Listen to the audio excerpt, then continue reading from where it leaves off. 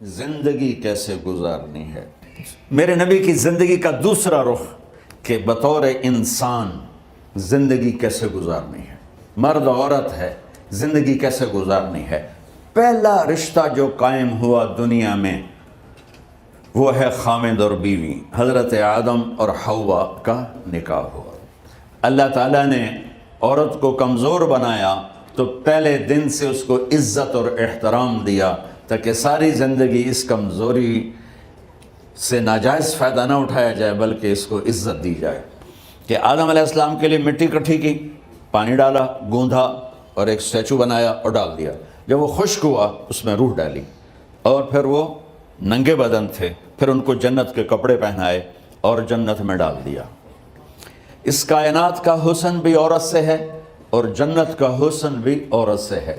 حضرت آدم علیہ السلام جنت میں، لیکن بابے جی دا دل ہی نہیں لگتا، کلے کلے ہی ٹورے پھر دیں۔ اب اللہ نے عورت کو بنانے کا ارادہ کیا تو اللہ ایک ڈھیر مٹی کا اکٹھا کر کے عورت کے لیے بھی بنا دیتا اور اس کا اسٹیچو بنا دیتا اور اس کو خشک ہونے دیتا، پھر اس میں روح ڈالتا، پھر اس کو کپڑے پہناتا۔ آپ حیران ہوں گے، سبحان اللہ، اللہ نے ایسا نہیں کیا۔ آدم علیہ السلام سوئے، آنکھ کھلی تو دیکھا ایک خوبصورت حسین عورت۔ یہ بات اکثر لوگوں کو معلوم ہوگی کہ یوسف علیہ السلام دنیا کے حسین ترین انسان تھے، اور یہ بات شاید کسی کو معلوم نہیں ہوگی کہ دنیا کی سب سے حسین خوبصورت عورت حضرت حوا ہے۔ حوا جن پر بڑھاپا آیا ہی نہیں، 1000 سال کے قریب زندگی گزاری، بڑھاپا نہیں آیا۔ حضرت آدم اور حوا قریب قریب عمر تھی۔ حضرت آدم کی عمر تو کتابوں میں مل جاتی ہے 1000 برس، لیکن حضرت حوا کی عمر کتنی تھی یہ کہیں پڑھنے کو ملا نہیں، اس لیے میں اندازہ کرتا ہوں کہ قریب قریب ہوگی۔ بڑھاپا نہیں آیا، بیماری نہیں آئی، اور حضرت حوا کو مینسز بھی نہیں آتے تھے۔ یہ عجیب بات آپ کو بتاؤں، اللہ نے اتنا جنت کا ان کے اندر نمونہ رکھا۔ تو جب حضرت آدم کی آنکھ کھلی تو دیکھا ایک حسن کا پیکر، انہوں نے تو جنت ہی بھول گئی۔ کہنے لگے یا اللہ ہن دل ٹھریا جا کے، یا اللہ کون ہے؟ کہ تیری بیگم۔ کہ واہ جی واہ، موجہ ہی موجہ۔ تو اللہ تعالیٰ نے نکاح پڑھایا۔ سبحان اللہ، اپنے نبی کی شان دوبارہ سنو۔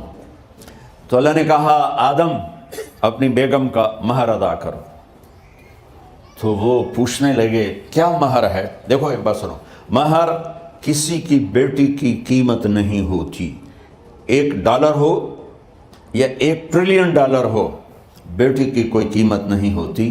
یہ ایک نشان ہے کہ اس بچی پر اب یہ جو خامد ہے وہ موت تک خرچہ اس کے ذمہ ہے، بیوی کے ذمہ خرچہ نہیں ہے۔ خامد کما کے لائے گا اور اپنی بیگم کو کھلائے گا، اور بیوی گھر کی ذمہ داری نبھائے گی۔ تو خیر وہ الگ بات چلی جائے گی۔ اللہ تعالیٰ نے کہا کہ مہر ادا کرو۔ کہا جی کیا مہر ہے؟ تو میرے اللہ نے کہا تیری نسل میں میرا آخری نبی آئے گا، اس پہ ایک دفعہ درود پڑھ دے، یہ مہر ہے۔ اچھا، شروع دن سے ہے کہ میں نے قبول کیا۔ قبول کیا کا مطلب ہے کہ میں اس لڑکی کو قبول کر رہا ہوں، اس کی کمیوں کے ساتھ بھی خوبیوں کے ساتھ بھی۔ اور جب لڑکی کہتی ہے سائن کرنا قبول کیا ہے، یا زبان سے کہے قبول کیا ہے، تو یہ اس بات کی گارنٹی ہے کہ میں نے اپنے اس لڑکے کو خامد ہونے کے طور پہ قبول کیا، اس کی کمیوں کے ساتھ بھی، اس کی خوبیوں کے ساتھ بھی۔ اور جو ہی شادی ہو کر ڈولی سسرال کے گھر جاتی ہے تو ٹیسٹ شروع ہو جاتا ہے، کی کر دیے، باندھی کے میں، اٹھیندی کے میں، بول دی کے میں۔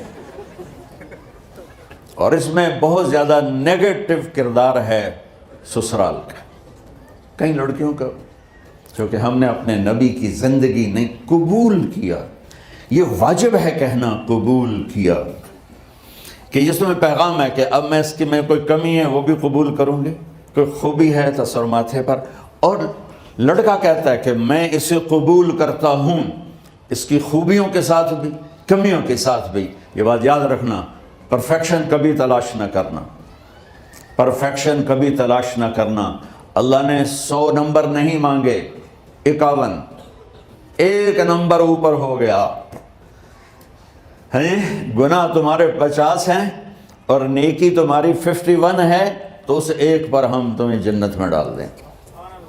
اب کوئی خامد اپنی بیوی میں پرفیکشن دیکھنا چاہے، بیوی اپنے خامد میں پرفیکشن دیکھنا چاہے، ساس سسر اپنی بہو میں، ساس سسر اپنے داماد میں، بھائی اپنے بھائی میں، ماں باپ اپنی اولاد میں، اولاد اپنے ماں باپ میں، جہاں یہ نظر ہوگی تو وہاں لڑائی ہوگی. کمیوں کے ساتھ قبول کرو. قبول کا لفظ اتنا واجب ہے، تھوڑے ڈر تو پھر بہ گئی تھی نا.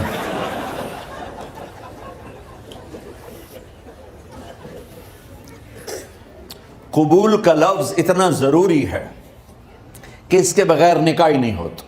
میں یہ کئی جگہ لطیفہ سنا چکا ہوں، اور واقعی قصہ بھی ہے، ایسے لطیفہ نہیں ہے. میرے دوست ہیں، ذمہ دار ہیں اچھے، تو ان کے گاؤں کا ایک بچہ چھوٹی عمر میں بسوں پہ جا کے نا وہ جاب پہ لگ گیا. تو اس کا کام ہوتا ہے بس کو صاف کرنا، ڈرائیور کو چائے پلانا، اور جہاں کہیں رش ہو تو اس کو ڈائریکشن دینا، استاد جی کٹ لو، استاد جی آن دیو، استاد جی جان دیو. تو یہ اس کا محاورہ بن جاتا ہے. اب اس کا نکاح ہوا تو مولانا صاحب نے کہا بھائی عبد الرحمن، میں فرضی نام لے رہا ہوں، نام مجھے اس کا یاد نہیں، عبد الرحمن زینب بنت اسلم نو تیرے نکاح دیتا 500 مہر تو قبول کیتا. تھوڑی دیر سوچ کے کہندا جی آن دیو. اس نے ساری زندگی آن دیو ہی سیکھا تھا. تو اس کے بھائی نے اس کو کوئی نہیں ماری تو کہنے لگا جی جان دیو. مولانا صاحب نے کہا آن دیو جان دیو نلکا نہیں بننا، تو آگا میں قبول کیتا.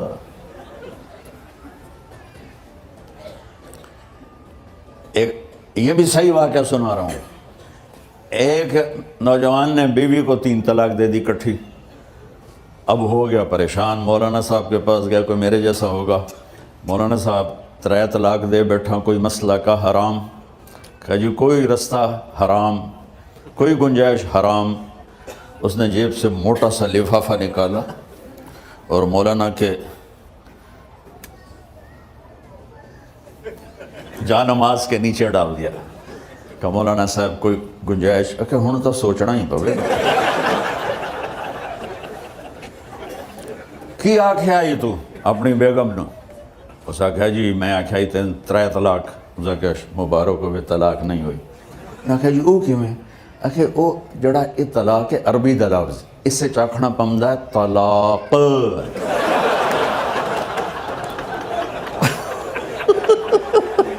یہ آپ کو صحیح واقعہ سنا رہا ہوں.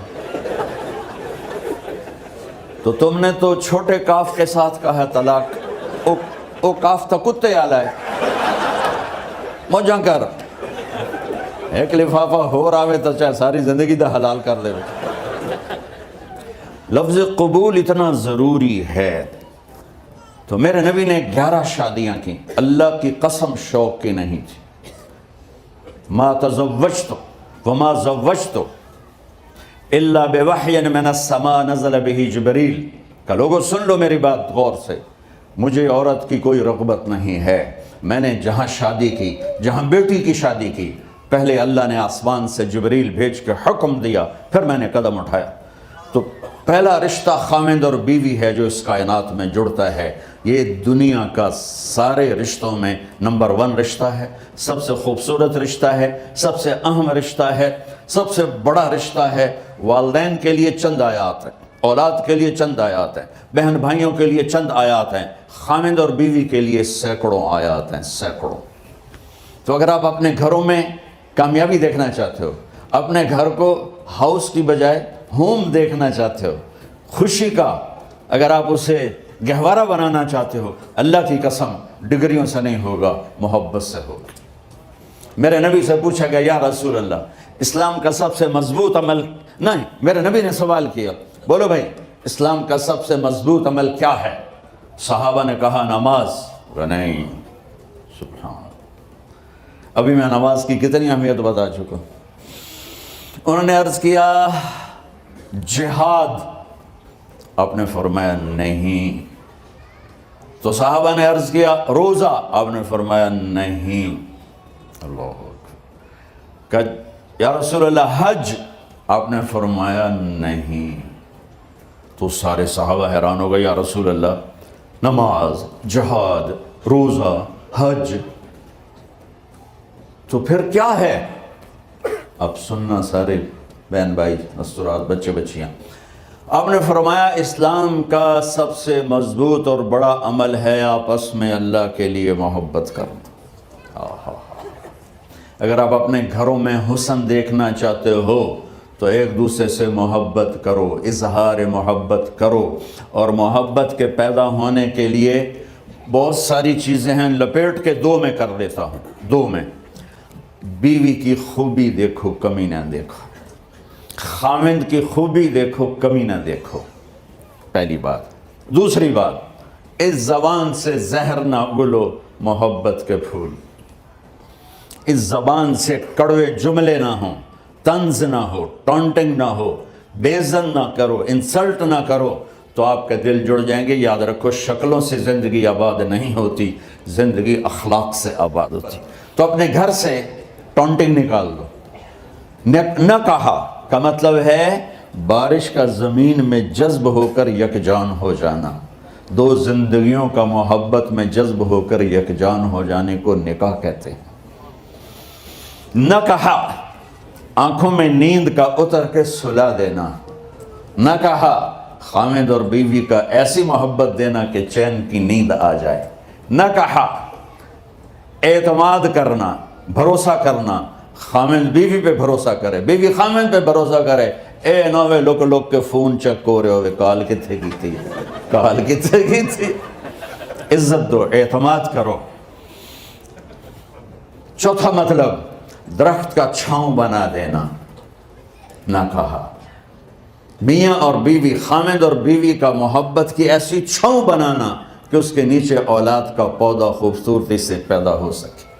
نہ کہا، صرف لفظ لکھا کے مطلب بتا رہا ہوں. نہ کہا مریض کو، کدھر ڈاکٹر بیٹھے ہیں، میرے سامنے بیٹھے ہیں، مریض کو دوا ایسی دینا کہ وہ شفا یاب ہو جائے.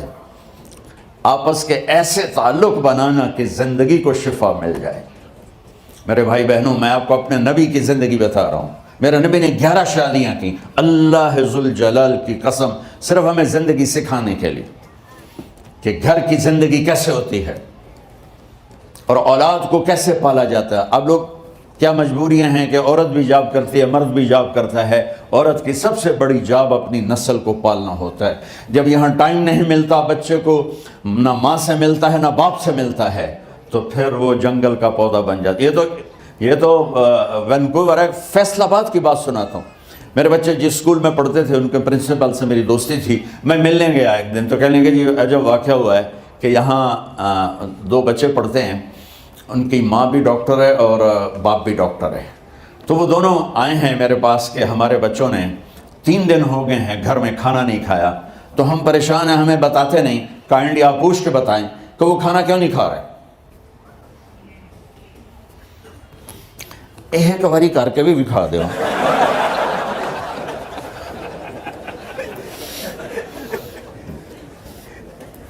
ہمارا دین اتنا خشک نہیں، ہمارے مولوی صاحبان نے زیادہ خشک بنا دیا. تو انہوں نے دونوں بچوں کو بلایا.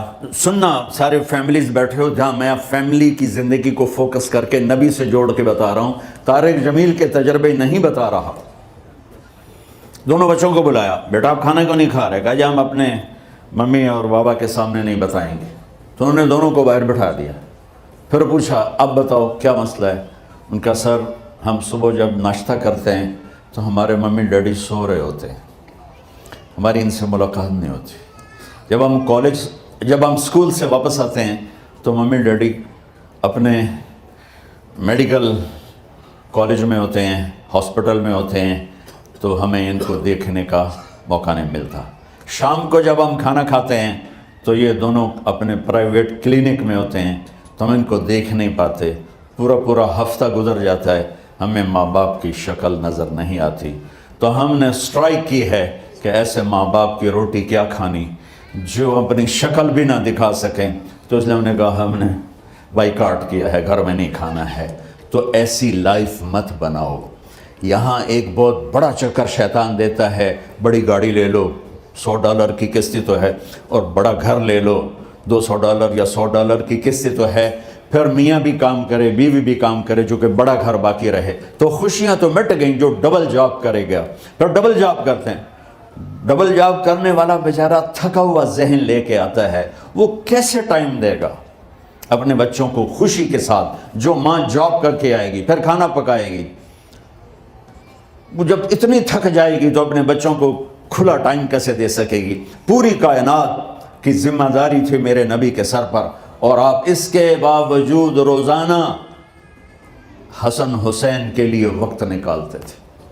اور انہوں کو آ کر کوئی لیکچر نہیں، دیکھو ماں باپ سے ایک بات کرتا ہوں، لیکچر تھوڑا دو، محبت زیادہ کرو، یہ نہ کرو، یہ کیوں کیا، یہ کرو، یہ کرو، یہ چھوڑ کر صرف سینے سے لگاؤ، پھر محبت دو، کمیوں سمیت بچوں کو قبول کرو، ان کی زندگی تبدیل ہو جائے گی۔ اتنے بڑے نبی، اتنی بڑی ذمہ داری، اور اتنا درد سینے میں کہ آپ کے سینے سے ایسے ابلنے کی آواز آتی تھی جیسے ہانڈی ابلتی ہے، اس کے باوجود آپ روزانہ کہتے ہیں این اللقا، میرے شرارتی بچے کدھر ہیں؟ تو وہ بھاگے بھاگے آتے، دیکھو میں فزیکل کر کے بتاؤں گا تاکہ آپ کو پتہ چلے زندگی کیسے گزاری، کہ میرے شرارتی بچے کدھر ہیں؟ 7 بر اعظم کی ذمہ داری ہے، اور تھوڑی چھوٹیاں چھوٹیاں جابن، تو تسی کہتے ہو بزی بڑے ہیں، بزی بڑے ہیں۔ میرے نبی پہ 7 بر اعظم کے انسانوں کی ذمہ داری ہے، اور آخری آنے والے انسان تک کی ذمہ داری ہے۔ اس سے بڑی جاب کس کی ہوگی کائنات میں؟ اور پھر آپ روزانہ آتے ہیں، این اللقا، میرے شرارتی بچے کدھر ہیں؟ تو حسن حسین بھاگے بھاگے آتے، آپ ان کے لیے یوں ہو جاتے تھے، آؤ بھائی میری کمر پہ چڑھ جاؤ۔ اپنے نبی کی عظمت کو جانو کہ انہوں نے زندگی کیسے سکھائی۔ چاند کے 2 ٹکڑے کر دینا کوئی معمولی بات ہے، آسمان چیر کے چلے جانا معمولی بات ہے، ایک زندگی سکھا کے جانا سب سے بڑی بات ہے۔ کتنی اولادیں برباد ہو گئی ماں باپ کی وجہ سے، کتنے گھر اجڑ گئے ساس سسر کی وجہ سے، کتنے گھر اجڑ گئے لڑکی کے بدتمیز ہونے کی وجہ سے، کتنے گھر اجڑ گئے لڑکے کے شرابی اور باہر کی گندگی کی وجہ سے۔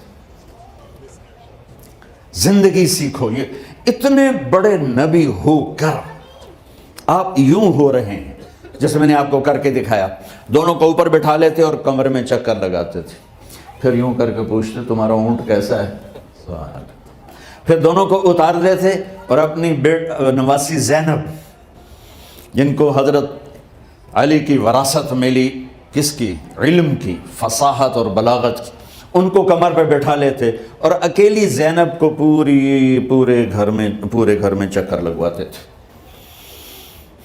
اور بھی دکھ ہیں زمانے میں محبت کے سوا، راحتیں اور بھی ہیں وصل کی راحت کے سوا، کیا صرف کمانا ہی کام ہے؟ ادھار کی زندگی سے بچو، خوش و خرم رہو، اس کو قسط دینی ہے، یہ قسط دینی ہے، یہ قسط دینی ہے، یہ دینی ہے، سر میں درد نہیں ہوگا تو اور کیا ہوگا؟ تو آپ اتنے بڑے عظیم ہو کر وقت نکال رہے ہیں۔ اور حضرت ابو ہریرہ فرماتے ہیں میری آنکھوں نے دیکھنا سارے کہ آپ نے کبھی حسن کبھی حسین یہاں جیسے مائیں کرتی ہیں ادھر کھڑا کیا ہوا ہے اور جھولا جھولا رہے ہیں ایسے، اور ان کے دونوں ہاتھ پکڑ کر کہہ رہے ہیں آ جاؤ اوپر، آ جاؤ اوپر، آ جاؤ، آگے پہاڑی ہے، اوپر آ جاؤ، آگے پہاڑی ہے، تو ایسے ایسے آتے اور اوپر آؤ، وہ یہاں آ جاتے، آگے آؤ، وہ یہاں آ جاتے، آگے آؤ، وہ یہاں آ جاتے، تو پھر آپ یوں ہو جاتے، آگے آؤ، تو چڑھتے چڑھتے یہاں آ جاتے، وہ یہاں آ جاتے، تو آپ ان کے ہاتھ فکس کر کے آگے بڑھ کر ان کے ہونٹوں کا بوسہ لیتے اور کہتے یا اللہ میں ان سے پیار کرتا ہوں، تو بھی ان سے پیار فرما۔ بھائیو اللہ کی قسم، پیسے سونے چاندی سے زندگی میں خوبصورتی نہیں آتی، نبی کی غلامی سے زندگی میں خوبصورتی آتی ہے۔ اتنے بڑے نبی ہیں اور حضرت عائشہ سے کہہ رہے ہیں دوڑ لگائیں۔ یہاں کسی مولانا سے پوچھو اپنی بیوی سے کبھی کہا کہ دوڑ لگائیں، الٹو سوٹا لے تو کھلو جاوے گا. عائشہ دوڑ لگائیں. اور واپسی کہاں سے ہو رہی ہے؟ دوڑ کہاں لگ رہی؟ جہاد کے سفر سے واپسی ہو رہی. اور آپ نے اپنے صحابہ سے کہا سب آگے چلے جاؤ. جب سارے آگے چلے گئے اور کوئی نظر نہیں آ رہا تو ہم نے کہا عائشہ آؤ دوڑ لگائیں. تو حضرت عائشہ کہتے ہم نے دوڑ لگائی تو میں آگے نکل گئی لیکن ابھی پیچھے رہ گئے. کچھ سال گزرے تو پھر ہم سفر سے واپس آ رہے تھے تو آپ نے صحابہ سے فرمایا سب آگے چلے جاؤ. چلے گئے. آپ نے کہا عائشہ دوڑ لگائیں. آگے لگائیں. کون دنوں میں ذرا موٹی ہو گئی تھی تو پھر اللہ کے نبی آگے نکل گئے, میں پیچھے رہ گئی. تو آپ نے کہا عائشہ حاذہ بتلک, آج تو اور میں برابر